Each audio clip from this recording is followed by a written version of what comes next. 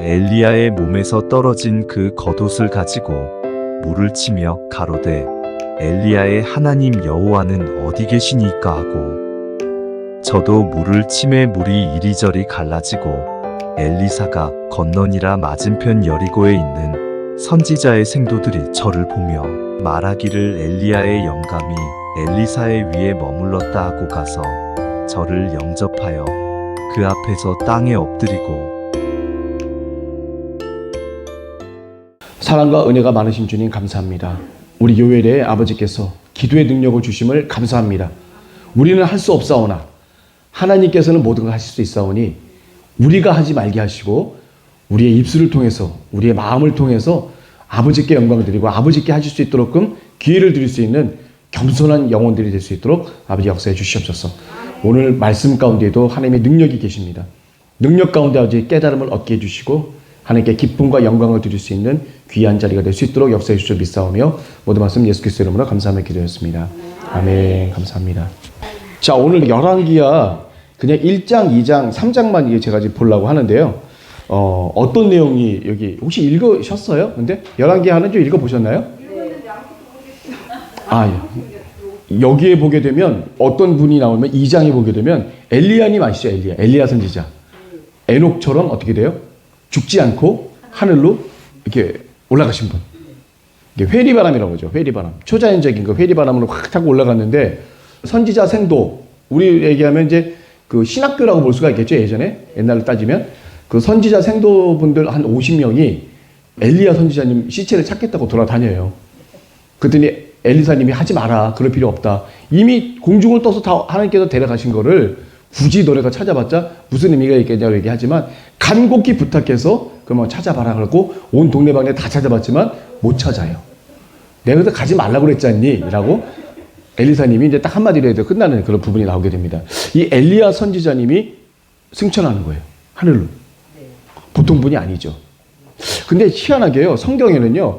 엘리사님이 하셨던 그 기적과 그런 분위기를 보면 엘리야님보다 더 무서워. 사실. 무섭고 더 엄청난 그런 일들이 되게 많아요. 근데 왜 그럴까요? 네. 엘리사한테 물어보죠. 엘리야님이. 너 원하는 게 뭐냐? 저는 원하는 게 엘리야님이 갖고 있는 능력의 갑절을 영감이라고 그러거든요. 영감이라고 표현이 여기 성경에 되어 있는데 엘리야님이 갖고 있는 거에 대한 갑절을 주십시오라고 대담하게 얘기를 해요. 우리 목사님도 어떻게 하셨어요? 하나님께서 물어보셨을 때 사도 바울님의 갑절의 은사를 이렇게 해서 갑절은 아무나 원하면 안 된다. 갑절을 받은 건 좋은데 받은 것만큼 사명을 감당을 해야 돼요. 핍박도 훨씬 더 클 수도 있다는 그런 얘기겠죠. 이 엘리사님의 사적을 보게 되면 그냥 엘리야님이 그냥 나와 있는 그런 것보다 훨씬 더 뛰어나요. 사실은. 훨씬 더 강하고 그리고 엘리사님은 되게 무서워 분위기도. 말 한마디면 그냥 막 쩍쩍 나가잖아요. 그냥. 개야시 말 한마디에 어떻게 돼요? 문둥병이 확 그냥 다시 올라오게 되고 무서운 분이에요. 그리고 어떻게 돼요? 엘리사님을 대머리라고 놀렸어. 근데 놀린 어린아이들 40명을 암곰 2마리가 어디서 나타나고 여기 나오죠? 애들 다 찢어 죽여버려요 그냥. 와 그거 황당하지 않아요? 근데 애들인데 야 좀 희한하다. 왜 그럴까요? 무자비하잖아요 좀. 생각보다는. 그 얘기를 한번 하면서 말씀 한번 좀 드려보도록 하겠습니다. 아합 왕이 누구죠? 이스라엘 왕 중에 가장 악한 왕이다. 가장 악한 왕의 시초가 여로보암인데 여로보암보다도 훨씬 더 악한 거죠. 네. 여로보암은 그래도 자기네 이스라엘 사람에서 끝쳤는데 이 아합 왕은 글로벌하게 외국에 있는 그 잘못된 신앙까지 다 받아들이는 인터내셔널한 나쁜 그런 왕인 것 같아요. 제가 봤을 때. 엄청난 왕입니다. 그 부인이 이세벨이라고 하는 사람, 두로왕이라고 하는 에빨이라는 사람의 딸이죠. 이세벨이라고 쿵짝쿵 돼갖고 원래 이 아합 왕 자체도 이 정도까지 나갈 사람은 아니었는데 부인이 문제야. 부인이 완전히 그냥 두로 지방에 있었던 그런 그 바알 선지자들, 아세라 선지자들, 이방 신들을 갖다가 아주 섬기는 그런 사람들을 따로 모아놓고 신학교도 만들어갖고 자기네처럼 이렇게 신학생들을 양성하는 잘못된 신학생이죠. 바알 신학생들, 아세라 신학생들을 양성했던 그런 사람이니까 엄청난 거. 그러니까 이스라엘에 하나님을 위한 산당이 있었었는데 그 산당 자체도 아예 없어져 버리고 그냥 아세라와 바알을 숭배하는 그런 사람들의 모든 산당으로 이스라엘이 가득 차게 됩니다. 그러니까 이 역대에 이런 왕이 없었죠. 그런데 사실은 이 아합 왕이 이스라엘을 갖다 가장 번영시켰던, 크게 번성했던 그런 왕임에는 분명합니다. 여기 열왕기하 1장에 보게 되면 딱 한 줄이 나와요. 뭐냐? 1장 1절에 보면 뭐냐 그러면 아합이 죽은 후에 모압이 이스라엘을 배반하였더라. 아합이 죽기 전에는 배반을 안 했는데 아합이 죽고 나서 배반을 했다는 얘기예요. 그 얘기는 어떤 얘기예요? 이스라엘의 국력이 확 끊어졌다는 얘기죠. 한마디 얘기하면. 모압이 괜히 반역을 했겠어요? 반역할 만하니까 반역했겠죠. 반역할 분위기가 아닌데 어떻게 반역을 해요? 반역할 만하니까 했겠죠. 그러니까 그만큼 아합 왕이 굉장히 셌던 사람이에요. 군사력도 엄청 셌던 사람이고 뭐 건축도 아주 많이 했던 그런 어떻게 보면 큰 부흥기를 겪었던 오므리 왕조잖아요. 오므리. 그 아버지가 오므리인데 오므리 왕조의 세 번째 왕조죠. 여로보암 왕조, 바하사 왕조, 그 다음에 오므리 왕조 이렇게 좀 되겠죠. 오므리 왕조의 그 시조가 이제 오므리고 두 번째 그 아들이 이제 아합인데 그 아합 왕이 엄청난 큰 번성기를 갖다가 겪었는데 잘못된 건 뭐냐면 우상 숭배를 따라서 너무 크게 하나님께 큰 죄도 그만큼 아주 크게 많이 졌습니다. 그냥 하나님이 아예 없는 그런 세상이 돼버렸어요. 하나님께서 이 아합 왕을 세운 것도 하나님이 세우신 건데 하나님이 세우신 거에 대한 그 담례로 하나님께 대한 숭배를 한 것이 아니라 우상에 대한 숭배를 갖다 많이 하는 왕이기 때문에 문제가 많았었습니다. 근데 그 아합 왕이 이제 죽고 나서 그 다음 아들이 아하시아 왕이라고 있어요. 이 아하시아 왕도 똑같이 우상 숭배가 이제 이루어지게 됩니다. 그래서 이 사람에 대한 그 죽음을 예고하게 되는데 왜 그러냐면 그 사람이 이제 왕궁에 있는 난간에서 이제 떨어지게 돼요. 이 떨어지게 된 그 계기도 사실은 알고 보게 되면 아버지 아합을 따라서 계속해서 우상 숭배를 하다 보니까 하나님께서 한편으로 벌을 주신 거라고 볼 수가 있겠죠. 그래서 떨어지니까 이제 병이 생긴 거예요.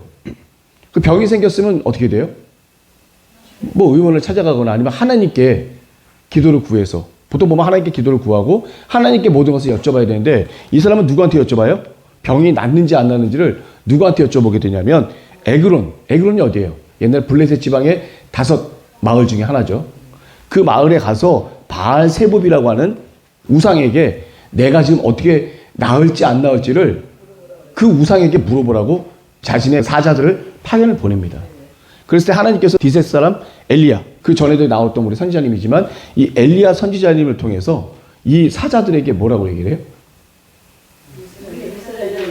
이스라엘 왕은 반드시 왜 하나님이 안 계셔서 그 에그론에 있는 그 바알 세붑한테 가서 그걸 묻느냐? 너를 인도하는 하나님이 여기 분명히 계신데 이렇게 아무 그 우상한테 가서 이렇게 묻고 하는 게 말이 되겠느냐라고 이렇게 말씀을 하시면서 하나님께서 엘리야 선지자를 통해서 반드시 너는 죽게 될 거다라고 이제 예언을 하게 되시죠. 아하시아가 그 얘기를 이제 사자들에게 이제 듣습니다. 사람이 어떻게 생겼냐? 그랬더니 털이 많고 여기에 가죽띠를 한 그 여러 가지 모양을 얘기를 하니까 그 아하시아 왕이 그건 분명히 엘리야가 분명하구나라고 얘기를 하면서 50부장, 10부장, 50부장, 100부장, 1000부장 할 때 그 50부장 한 분과 그 다음에 그에 따르는 인원 50명을 엘리야에게 이제 보내게 됩니다. 당장 왕에게 내려오라고. 왕이 기분 나쁘니까 어떻게 돼요?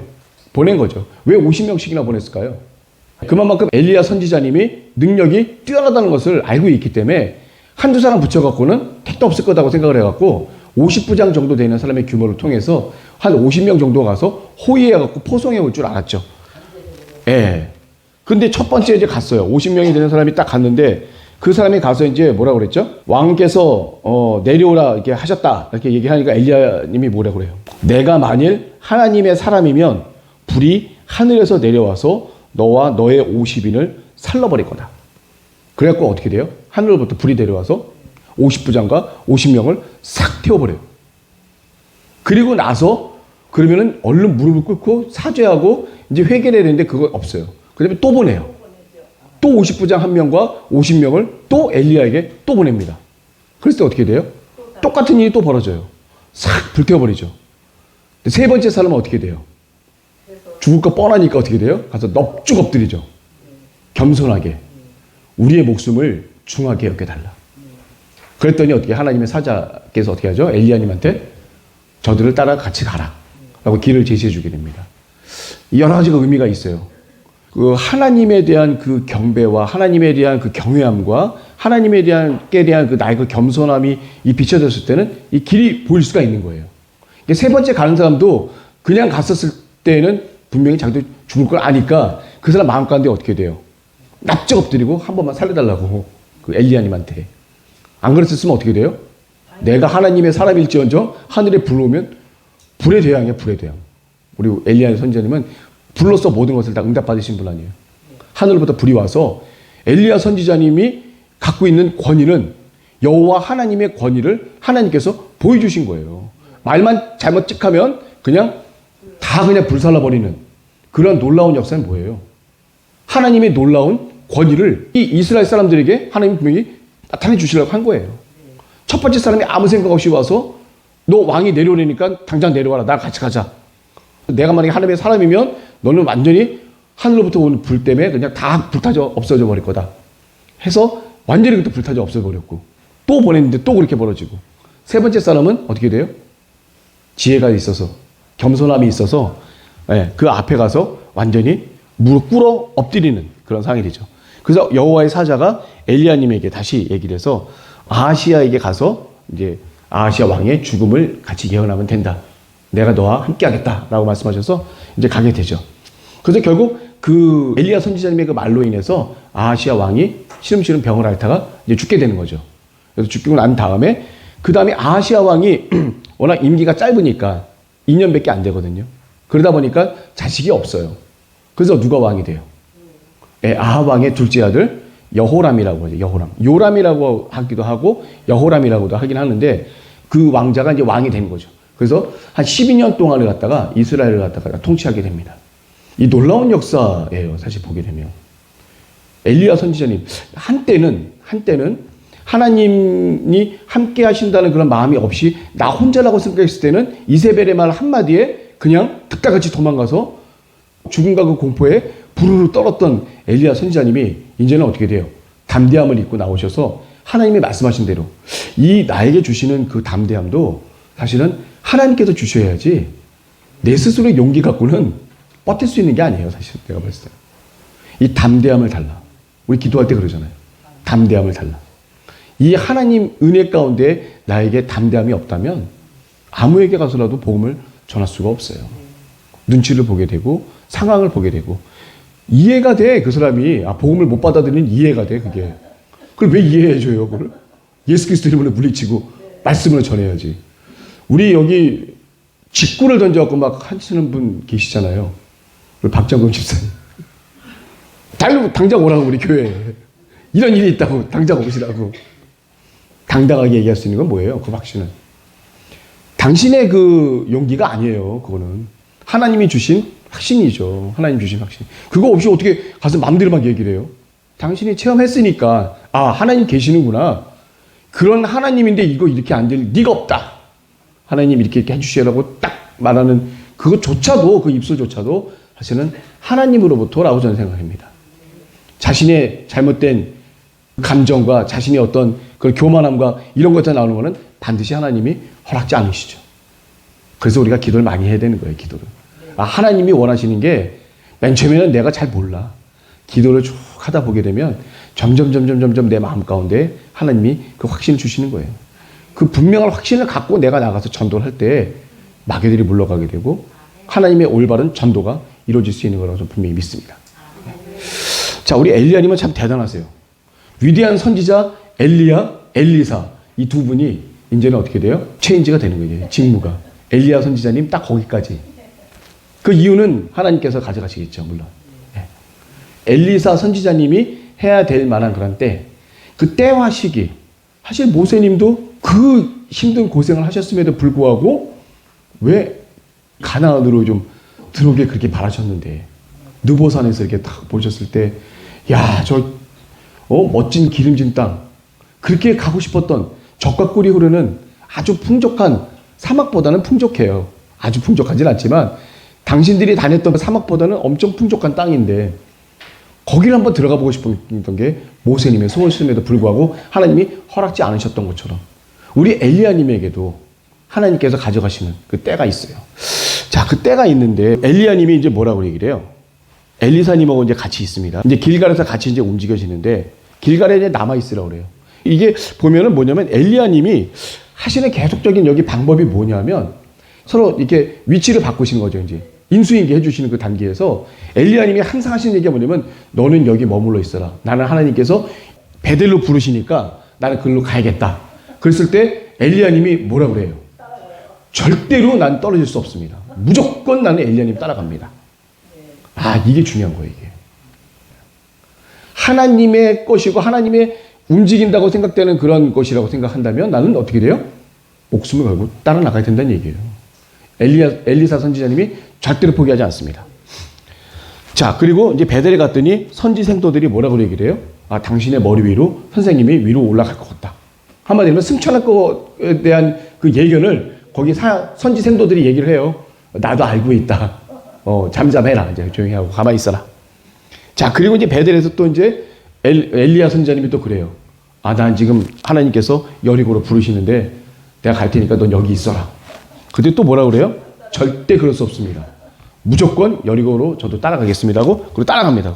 자, 그리고 거기서 선지생도들이 이제 예지를 갖고 얘기를 또 해줍니다. 아, 이거 엘리야 선지자님께서 엘리사 선지자님 그 머리 위로 이제 올라가시게 될 것 같다고. 그리고 또 생도들이 또 예견을 또 해요. 보니까 여기에 이미 2장 1절에 보게 되면 여호와께서 회리바람으로 엘리야를 하늘에 올리고자 하실 때에 엘리야가 엘리사로 더불어서 이제 길갈에서부터 이제 일이 이제 시작이 되는 겁니다. 이미 하나님께서 올리시겠다고 작정을 하시고 이제 시작을 하신 거예요. 그런 모든 하나님의 마음을 선지 생도들의 그 마음에게도 기도하는 사람들이잖아요. 그 사람들도 예언하는 사람들이고 그 사람들도 그 마음에도 그런 것들이 다 이어지고 있습니다. 그래서 여리고까지 가게 되는데 그 다음에 이제 어디로 가게 돼요? 요단 강가로 이제 가게 됩니다. 하나님께서 마지막으로 가라는 것이 요단 강가예요. 거기에 이제 선지자 생도들이 이제 보려고 딱 와 있어요. 50명 정도 된 사람이 딱 와 있어요. 그래서 어떤 일이 벌어집니까? 여기서 엘리야 선지자님이 겉옷, 오래된 겉옷 아니에요. 겉옷을 뚝뚝뚝 말아갖고 어떻게 돼요? 요단강에 땅 치니까 어떻게 돼요? 쭉 갈라져서 육지가 돼갖고 두 분이 이제 건너가게 된 거예요. 대단한 일입니다. 이리저리 막 이렇게 갈라지는 거죠, 물이. 요단강에 물이 쫙 갈라지면서 묻이 나와서 이제 육지로 이제 쭉 걸어가게 되는 그런 일이 벌어지게 되는 거예요. 그래서 엘리야가 이제 그때 이제 엘리사에게 이제 얘기를 하죠. 너가 뭘 원하는지를 나한테 구해라. 그때 뭐라고 그래요? 갑절의 은사를 원합니다. 당신이 갖고 있는 영감에 갑절을 저에게 주십시오. 엘리야님의 능력에 2배나 되는 것을 저에게 주십시오. 라고 엘리사가 이제 말을 하게 됩니다. 그것도 하나님이 말씀하셔서 그렇게 원하게 하셨겠죠. 그만큼 더 큰 일을 해야 된다는 거예요.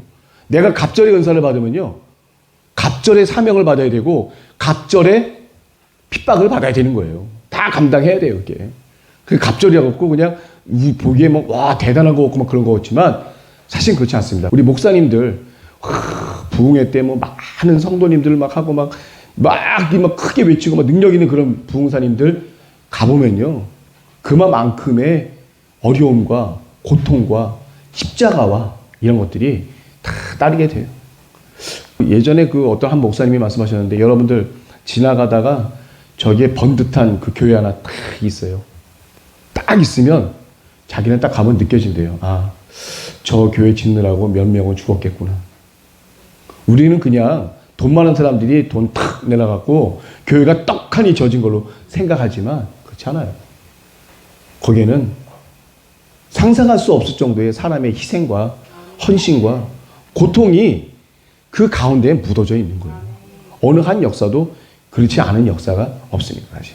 예수 그리스도의 은혜 가운데에서는 다. 그렇기 때문에 다 알고 있어요. 목사님들이 다 뭐 이렇게 보면 다 삐까번쩍하고 위대하고 멋있고 막 그래도 실제로 그렇지가 않아요. 오늘의 교회 하영정 목사님 많은 성도님들과 많은 부와 권세와 뭐 이런 게 있었지만 결국 당신에게는 뭐예요? 8번의 간암 수술을 하게 되는 몸의 가시가 8번 간암 수술을 하게 되면 이게 간이 남아나겠어요? 제가 봐도. 그분은 그 고통과 가시 가운데에서 하나님과의 1대1 사투를 벌이는 거예요. 한마디 얘기하면. 그게 천사님과의 사투죠. 한마디 얘기하면. 그래서 그분은 보면은 우리 하윤정 목사님도 보면은 이 말씀 강단에 서서 말씀 전하는 게 그 유일한 희망이에요. 그래도 보면 이제 맨 마지막 강단에 서는 모습 제가 한번 이게 유튜브로 한번 이렇게 본 적이 있어요. 아주 힘없지만 끝까지 하나님께 말씀을 전하고 단을 내려가고 난 뒤에 그 다음에는 이제 못 올라오시는 거예요. 돌아가셔갖고 전 교인들이 이제 다 울음 속에서 이제 목사님을 이제 하늘나라로 가신 거예요. 그 아버지께서도 그래서 가셨다고 하잖아요. 하늘나라로 가셨다고. 그게 그냥 되는 게 아니라고 저는 생각됩니다. 그래서 뭔가 하나님께서 주시는 그거는요, 그거만큼에 대한 그 대가를 우리가 다 따라줘야 되는 거예요. 그게 엘리사님께서 이 갑절의 은사를 갖다 구한 그 자체도 보게 되면 그만큼 더 드라마틱한 2배의 그 많은 일들이 이제 또 벌어지게 되는 거죠. 자, 그러다 보니까 엘리야의 능력이 이제 엘리사에게 임한 것을 이제 또 있게 되는데 어떤 일이 또 벌어지게 되죠? 병거와 마병들이 와서 엘리사님을 회기바람으로 확 올라가고 나니까 엘리야님의 몸에서 떨어진 겉옷을 이제 주워서 어떻게 돼요? 돌돌돌 말아갖고 요단강 문을 갖다 다시 한번 치는 거죠. 엘리야의 하나님 여호와는 어디 계십니까 하고 저도 그냥 물을 갖다 그냥 엘리사님이 물을 쳤었을 때 어떻게 돼요? 물이 쫙쫙쫙쫙 갈라지게 되는 똑같은 일이 벌어지게 되죠. 거기 있던 50인의 그 선지 생도들이 뭐라고 생각하겠어요? 엘리야님의 영감이 엘리사님에게 임했다. 그 능력이 아까 분명히 엘리야님이 쳤었을 때 요단강이 갈라졌는데 지금은 엘리야님은 이제 승천해서 안 보이는데 엘리사님이 이제 딱 보니까 떨어져 있는 엘리야님의 그 옷을 본인이 이제 말아서 이제 한번 땅 치니까 어떻게 돼요? 쫙 갈라지는 똑같은 하나님의 능력이 엘리사님에게도 임한 겁니다. 이거 그냥 된 게 아니에요. 죽기 살기로 엘리야님 막 엘리사님을 떨어뜨리려고 했던 엘리야님을 갖다 끝까지 쫓아가서 내가 하나님의 은혜를 받겠다. 하나님의 그 믿음의 은혜를 내가 꼭 쥐고야 말겠다. 우리가 기도를 하더라도 뭔가 목적이 있어야 돼.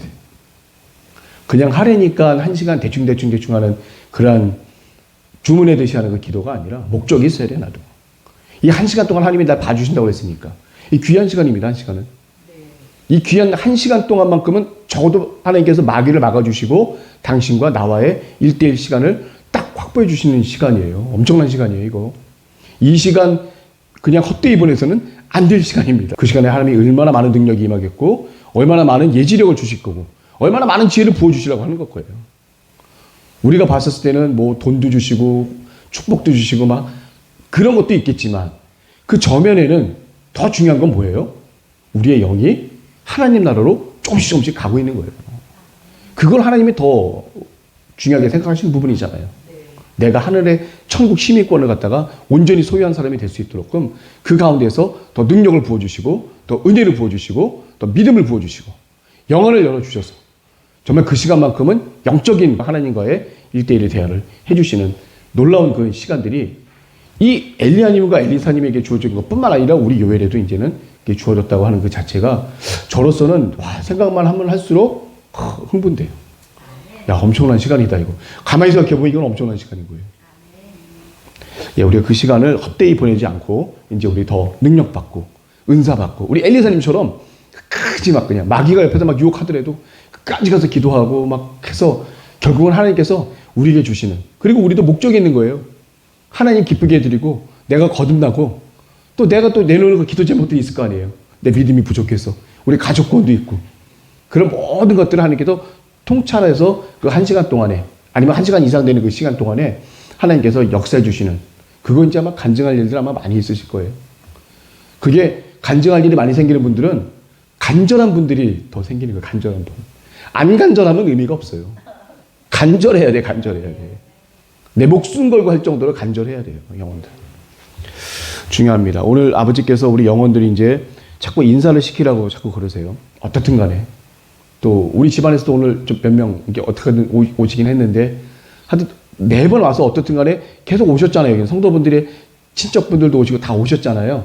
그런 분들 계속해서 인도할 수 있도록 그 영적인 역사를 하나님께서 해주셔야 되기 때문에 우리의 기도가 거기에 굉장히 중요한 재료로서 쓰이게 됩니다. 하나님의 역사에. 우리 기도가 잘 될 수 있도록 열심히 또 기도했으면 하고 바람이고요. 자, 이제 간단히만 좀 얘기를 하면요. 이게 엘리사님이 여리고에서 첫 번째 이적을 나타내십니다. 여기 여리고에 있는 그 사람들이 뭐라고 그래요? 뭐라고 얘기를 하죠? 토산이 익지 못하고 떨어진다. 그러니까 열매나 과실이나 아이들의 소산이 부족하다. 여리고는 전에 그 여호수아로부터 사실은 어떻게 돼요? 저주받은 곳이에요. 그냥 외형적으로 봤었을 때는 여리고만큼 아주 물이 풍족하고 또 잎사귀들이 많고 하여튼 살기 좋은 그런 곳이 여리고성만큼 더 좋은 곳이 없었었는데 여리고성이 무너지면서부터 그때 저주를 받아갖고 어떻게 돼요?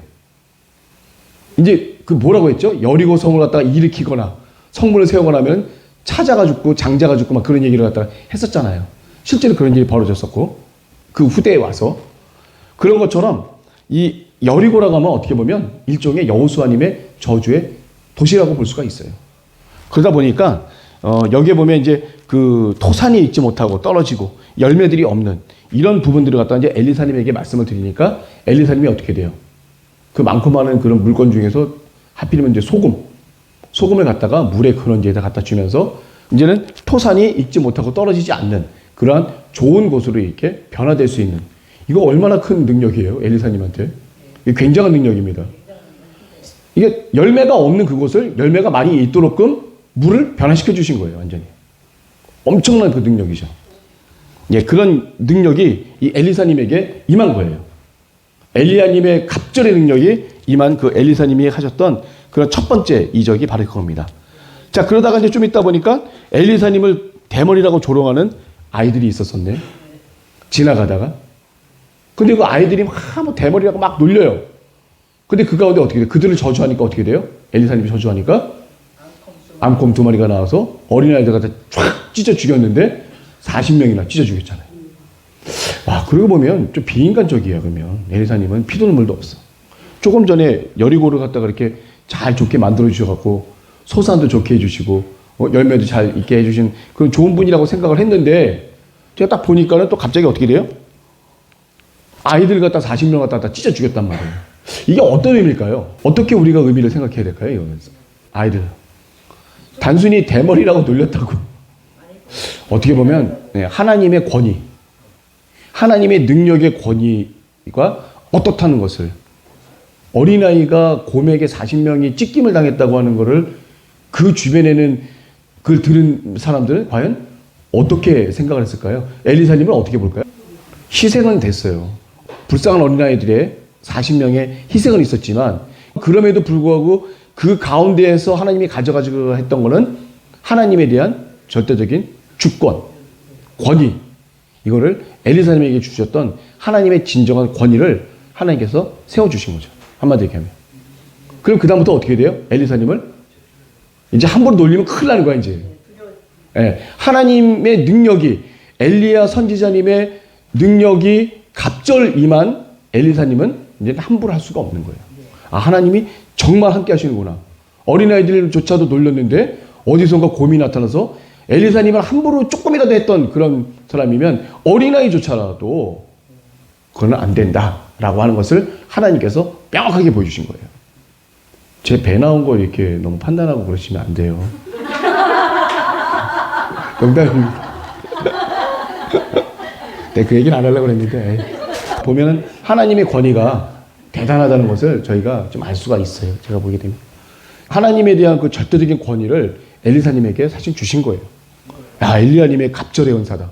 엘리야님은 죽지 않고 회리바람 통해서 하나님이 끌어올리신 분인데, 근데 그 분이 가졌던 그 갑절의 영감을 엘리사님에게도 주셨다고 하는 것을 하나님께서 딱 단적으로 보여주시는 한 예였다. 어떻게 보면 참 비정한 선지자님인데 참 정없는 선지자님이야. 어떻게 애를 갖다 이렇게 죽여 또 한다고. 그게 엘리사님이 하신 게 아니라 하나님께서 그 주권을 세워주시고 그걸 통해서 그 근방에 듣는 모든 사람들은 하나님을 경외하게 되고 하나님의 말씀을 전하는 엘리사님에게도 함부로 할 수 없다고 하는 하나님께서 하나님의 권위를 세워주신 거라고 볼 수가 있겠죠. 엘리사님 그냥 단순히 보시기에 좀 그렇지만 그 가운데 임하시는 하나님의 그 능력이 이럴 정도니까 너희들 하나님의 말씀이 임한 이 선지자님을 함부로 하지 마라 라는 그런 하나님의 경고가 그 가운데 있었던 것 같았습니다. 자, 우리가 이제 그런 느낌을 보면서 이제 하나님께서 이제는 엘리야님의 그 시대에서 이제 엘리사님의 시대로 이제 갔습니다. 자, 그다음에 이제 간단하게만 얘기할게요. 이스라엘 왕 여호람의 그 통치가 이제 시작이 됐는데 여호사밧 왕 18년에 이제 됐죠. 12년간 이제 사마리아에서 이스라엘 왕 여호람의 통치가 시작이 됐습니다. 아까도 얘기했지 아합 왕이 딱 죽자마자 어떻게 돼요? 모압이 반역을 일으켰죠, 이제. 모압이 이스라엘에게 크게 당한 적이 언제죠? 다윗왕 시절이에요. 다윗왕 시절에 이 주변 왕국을 다 통틀어서 다 정복했었을 때 그때 정복당한 민족이 바로 모압도 그 중에 하나 있었어요. 그랬다가 이스라엘에게 조공을 바치던 그거를 이제 북이스라엘에다가 이제 바치게 됐죠. 그랬다가 이제 아합 왕 정도가 됐었을 때 굉장히 군사적인 세력이 강했었다가 그 세력이 아합 왕이 죽으면서부터 그 세력이 이제 없어져 버리니까 금세 이제 틈을 보고 이제 반역을 일으키게 된 거죠. 그래서 결국은 이제 모압군을 갖다가 이제 격퇴하게 되는. 결국에 이제 여호사밧 왕까지도 끌어들여요. 그래서 여호사밧 왕과 또 에돔 왕까지 같이 삼국이 연합을 해서 엘리사님을 만나러 가서 그 가운데서 이제 모압 지방으로 이제 행군을 하는 가운데 일주일 만에 이제 물이 다 떨어져 갖고 어떻게 해야 될 바를 몰랐는데 엘리사님을 만나게 돼서 어떻게 돼요? 내가 여호사밧 왕 낫을 보고 이 모든 이적을 한다라고 말씀하시면서 많은 물을 갖다가 이제 만들어 주시게 되는 거죠. 그래서 그 물을 먹고 이제 가서 모압군을 갖다가 이제 마지막으로 이제 격퇴를 하게 됩니다. 모압군을 딱 보면 해가 물에 비쳐서 저 건너편에 있는 사람들끼리 서로 싸워서 이 핏물이 된 것처럼 자기들이 착각을 해요. 그래서 안 되겠다. 그럼 우리 가서 이제 다 지네들끼리 싸우고 이제 이렇게 됐으니까 우리 가서 한번 해보자라고 갔는데 어떻게 돼요? 그 지네는 그렇지가 않죠. 그 삼군이 다 연합해서 다 같이 있는 곳에 잘못 가서 거기서 격퇴를 당하고 도망가게 된다. 그런 일이 마지막으로 벌어지게 되는 게 이제 오늘 하는 그 얘기까지가 이렇게 진행이 됐었습니다. 자, 하나님의 능력은 너무나도 위대하시고 뛰어나신데 그 하나님의 능력이 우리 요엘에 분명히 함께 하신다는 것을 여기 계신 분들도 다 체험하고 알고 계시리라 믿습니다. 우리에게 주어진 그 한 시간의 그 기도 시간들, 최소한이에요. 그 기도 시간에 많은 은사와 능력과 또 영안의 열림과 또 하나님과의 1대1의 아주 긴밀한 그런 응답을 잘 받으셔서 하나님이 기뻐 영광 드릴 수 있는 가정과 또 개인과 또 우리 가족들이 될 수 있도록끔 우리 깨어서 있었으면 좋겠습니다. 깨어있지 못하면 언제 마귀의 도구가 될지 몰라요. 깨어 있어서 마귀들을 예수 그리스도로 물리치시고 그 모든 것을 다 일으켜 주시고 형통하게 해주시려고 기도의 길을 터주신 거예요. 하나님께서. 그때 나한테 모든 걸 원하면 영안도 열어주시고 능력도 주시고 은사도 주시고 그 대신 어떻게 되죠? 그때 받은 응답과 그 모든 걸 어떻게 돼요? 우리 담임 목사님하고 꼭 확인하시고 그걸 갖다가 중앙에서 이렇게 잘 의뢰해서 은사를 잘 코치를 받을 수 있도록 해야 됩니다. 심지어는 우리가 꾸는 꿈조차도 마찬가지예요. 우리가 받는 그런 모든 은사나 이런 것들도 다 확인이 돼야 되고 다 이렇게 하라고 하나님께서 질서를 주셨어요. 그것도. 그건 하나님이 말씀하신 거예요. 제가 얘기한 게 아닙니다. 그러니까 이런 부분도 우리가 잘 아시고 이 시대에만 있었던 하나님의 능력이 아닙니다. 지금 현존에도 하나님의 능력과 은혜와 충만한 은사가 이 시대뿐만 아니라 지금도 분명히 있다는 것을 우리가 알고 제가 이제 오늘 열왕기와 첫 번째 시간을 이제 마치도록 하겠습니다. 감사합니다.